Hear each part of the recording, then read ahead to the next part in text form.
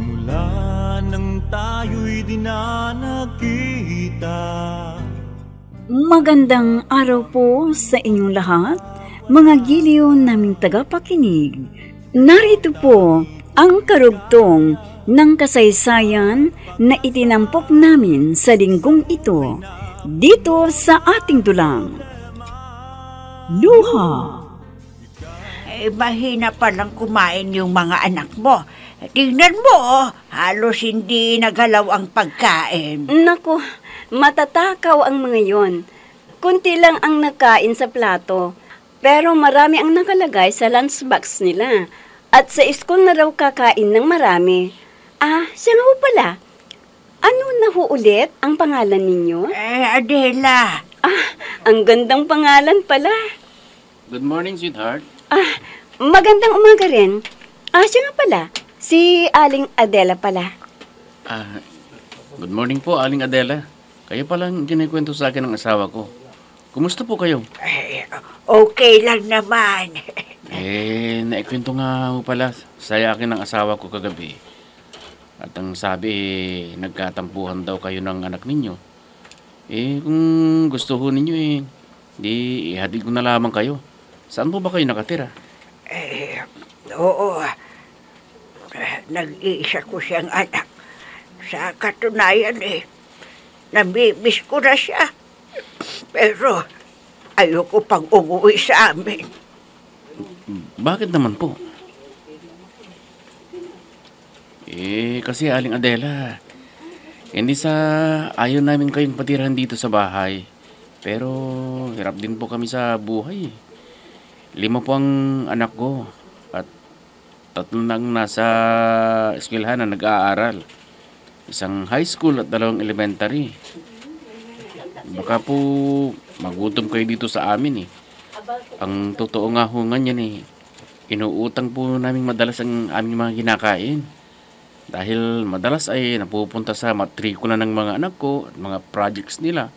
Pero huwag po kayo mag-alala. Ang tanging maitutulong ko sa inyo ay bigyan kayo ng pamasahe ninyo pa uwi. Sandali, wala ka bang alam na pwede kong mapasukan? Kahit anong trabaho, kahit trabaho sa bahay, kasambahay, kung meron. Teka, sandali. May kaibigan pala ako na nangangailangan ng kasama sa bahay. Pwede ko kayong ipasok doon. Maraming salamat sa iyo. Tatanawin kong utang na loob ito sa iyo.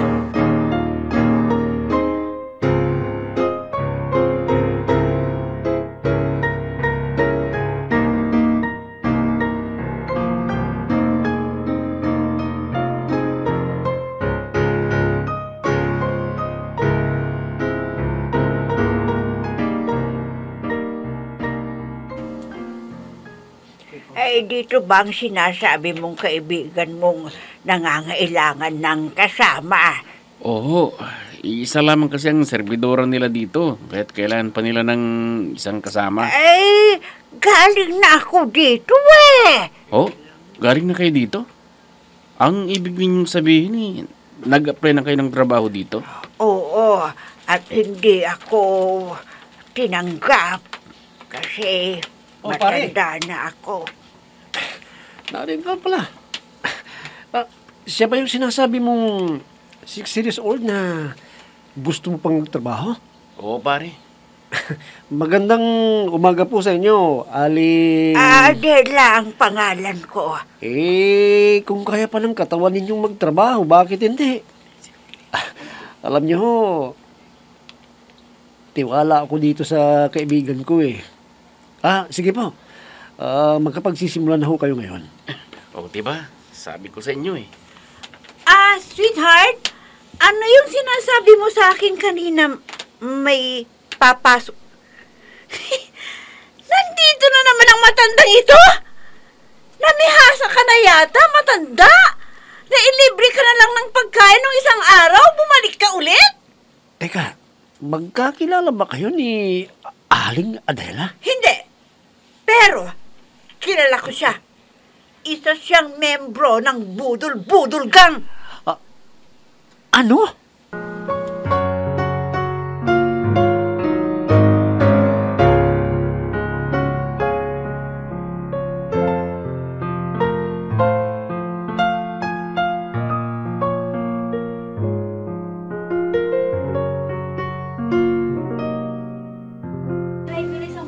Ano?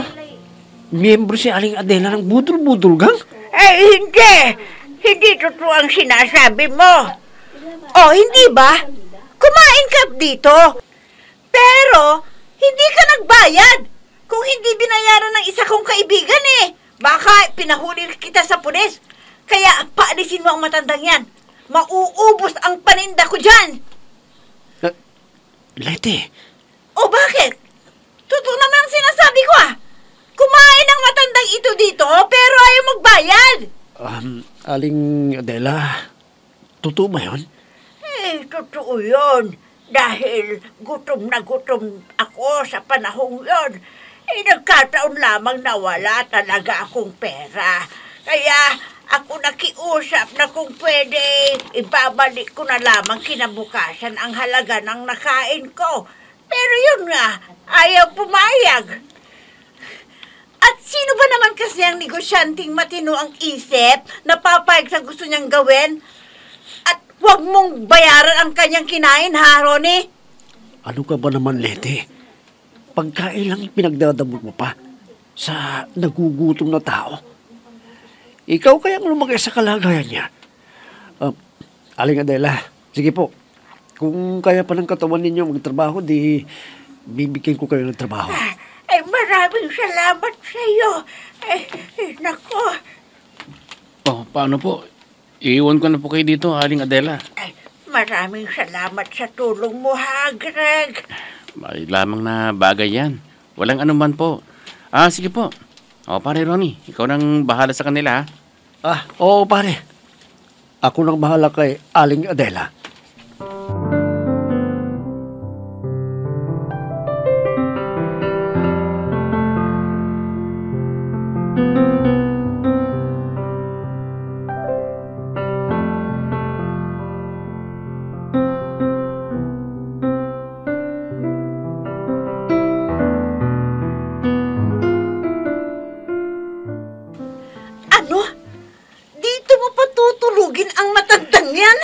Ilang gabi lang naman habang wala pa siyang matitirahan. Ano ang plano mo sa matandang yan, ha? Aampunin mo? Ano ka ba? May pamilya ka na dapat buhayin. Tapos kukuha ka pa ng isa pang palalamunin mo? Ano bang pinagbubutok ng botse mo, ha, Leti? Magtatrabaho naman si Aling Adela dito Magtatrabahuan naman niya ang kanyang kakainin at pagtira dito sa bahay. Hoy, tanda! Ano pang tinatayo-tayo mo dyan? Maghugas ka nga ng pinggan! Ano ka ba?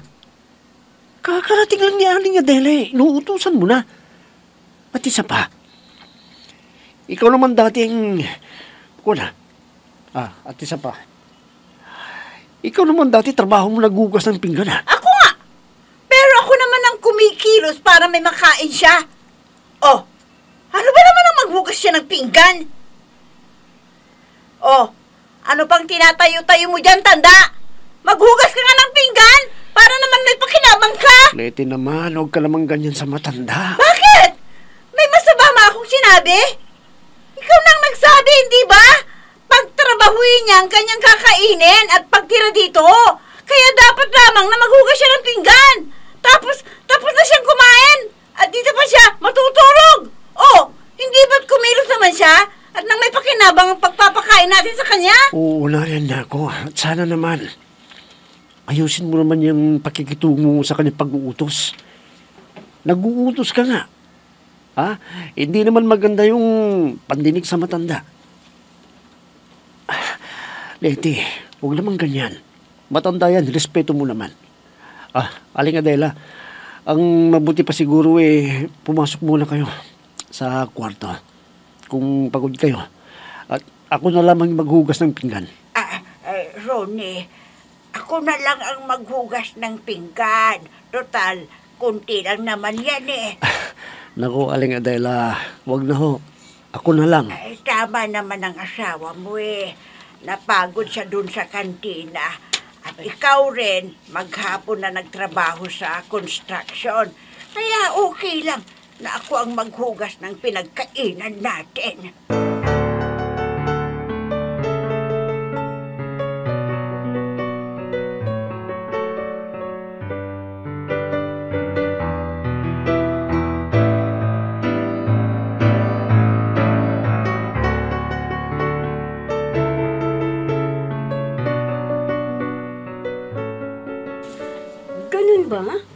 Si Letty talaga, oo. Tumaas masyado ang tingin sa sarili. Samantalang noon halos mamalimos din. Naawa nga ako sa matanda kanina eh. Kung wala lang dun si Ronnie, dadalhin ko siya ulit dito. Nagawa lang ni Aling Adela yun dahil gutom na gutom nga siya eh. Pambira talagang Letty na yun. Kabaligtaran talagang ugali niya sa asawa niya. Hayaan mo na. Wala tayong magagawa. Basta talagang ganun ang ugali Kaya lang, paano si Aling Adela?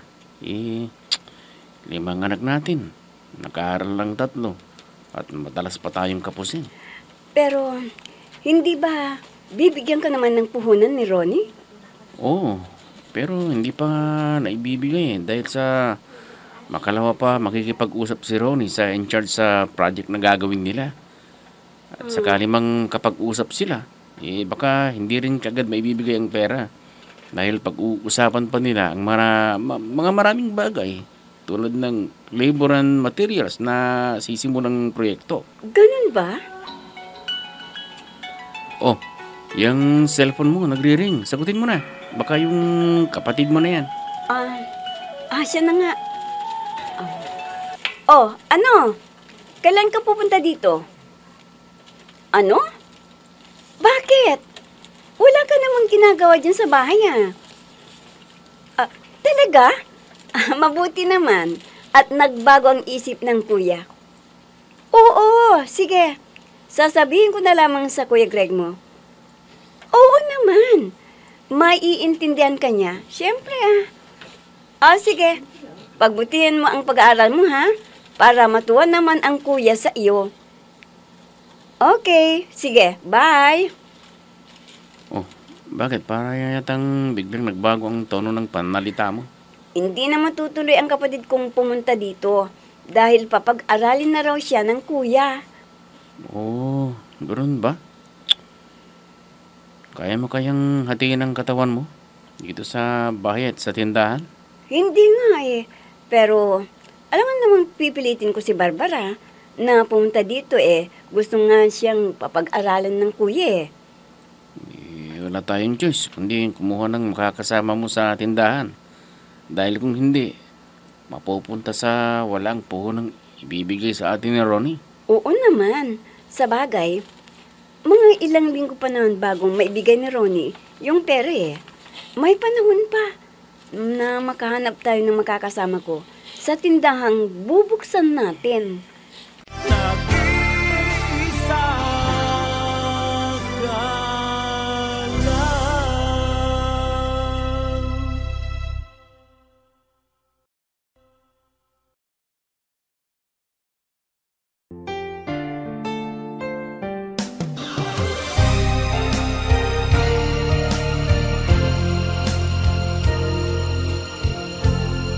Magmula nang tayo'y di na nakita. Talaga? Nakita niyo na ang pinapahanap ko sa inyong matandang babae? Saan mo siya nakita? Sa may malapit sa palengke ng Santa Mesa. Sige. Hali kayo.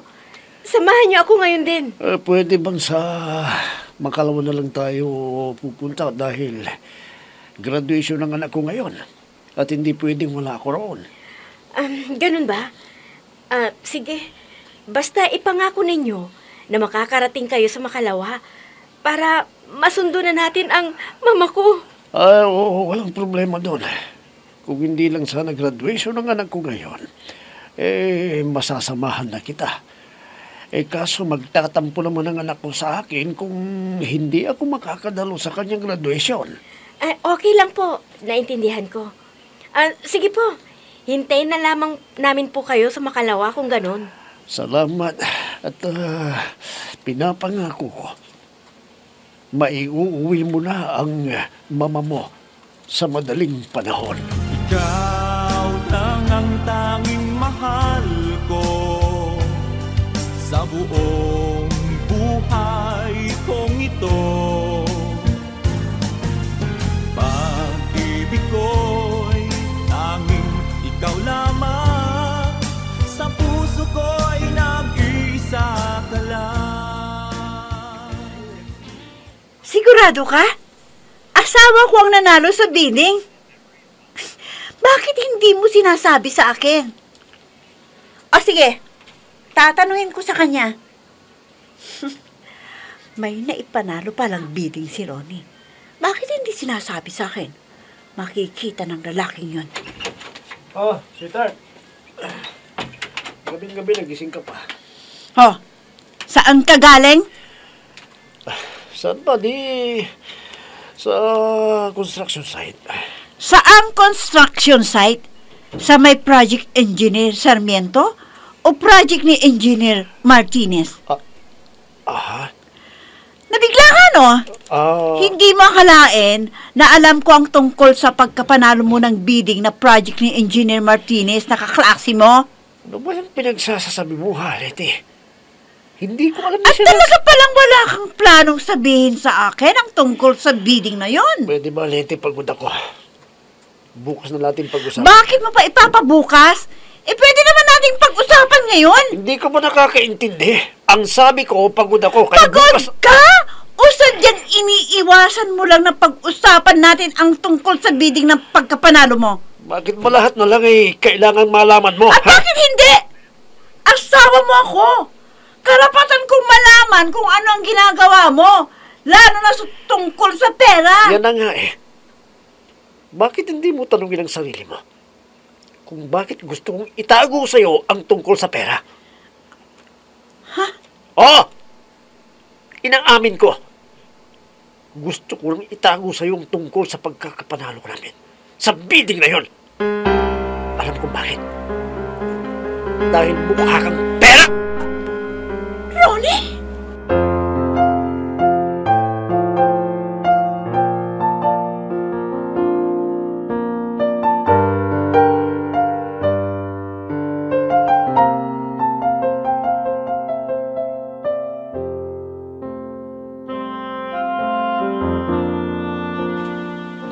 Melba, narinig ko ang napag-usapan ninyo kagabi ng asawa mo. Narinig ninyo ang pinag-usapan namin kagabi ni Greg? Oo, ang tungkol sa hindi pagtuloy ng kapatid mo na samahan ka sa sinasabi ninyong bubuksang tindahan. Oo. Mag-aaral na kasi siya. Hindi nga namin inaasahan na itutuloy pa rin ng pagpapaaral sa kanya ng kuya. Dahil labis itong nagalit nang malamang may boyfriend na ang kapatid ko. At dahil nga alam namin ni Greg ang nangyari, kaya sinabi sa akin ng asawa ko na tawagan siya para masamahan sana ako doon sa bubuksang tindahan namin. Kaso nga, hindi natuloy dahil mag-aaral ng kapatid ko. Dahil dyan, gusto ko sanang makatulong. Ha? Anong ibig niyong sabihin? Pwede kitang tulungan. Pwede akong tumao sa tindahan. O dili kaya ay doon ka sa tindahan at ako na lamang ang mag-aasikaso dito sa loob ng bahay. Talaga po? Oo naman. Ay naku, salamat. Kung ganon, at kahit paano, ay nabawasan ako ng problema. Kaya lang, may isa pa pong problema, Aling Adela. Ano yon? Hanggang 3,000 lamang ang pwede naming maipasahod sa inyo. Kasi alam nyo naman ho, magsisimula pa lamang kami. At hindi naman po kalakihan ang sahod ni Greg sa construction para abonuhan niya ang papasahod namin sa inyo. Ay walang problema. Kahit wag na ninyo akong sahuran libre nga ako sa pagkain at tirahan. Ay okay na yon. Oo nga po. Pero iba na rin kung nasasahuran namin kayo Ayaw naming abusuhin ang kabaitan ninyo. Nasa sayo yan. Pero tulad ng sabi ko sa'yo, kung may sapat na kayong pera, saka nyo na ibigay ang sahod ko.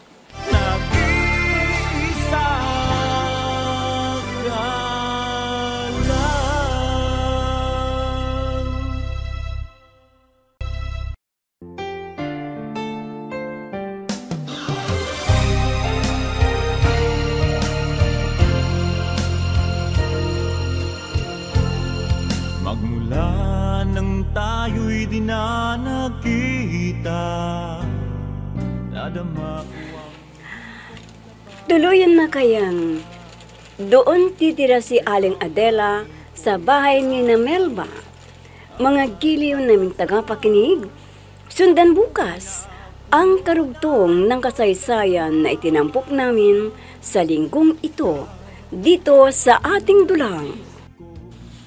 Luha! Mga nagbibigay buhay sa ating dula ay sina Mayra Abrehal Narnola, Susan Madigdeng, Robert De Guzman, Jun Cabato, Emma Dalope, Andrea Solar, Ami Diaz, at si Oscar Ora. Technical Supervision at Musika, Oscar Ora. Nilapatan ng tunog ni Robert De Guzman, Willie Francisco. Sa panulat at direksyon, Eva Alcoriza. Inihahandog sa inyo ng F3 Recording Studio para sa Pambansang Radyo ng Pilipinas, Bombo Radio, Philippines.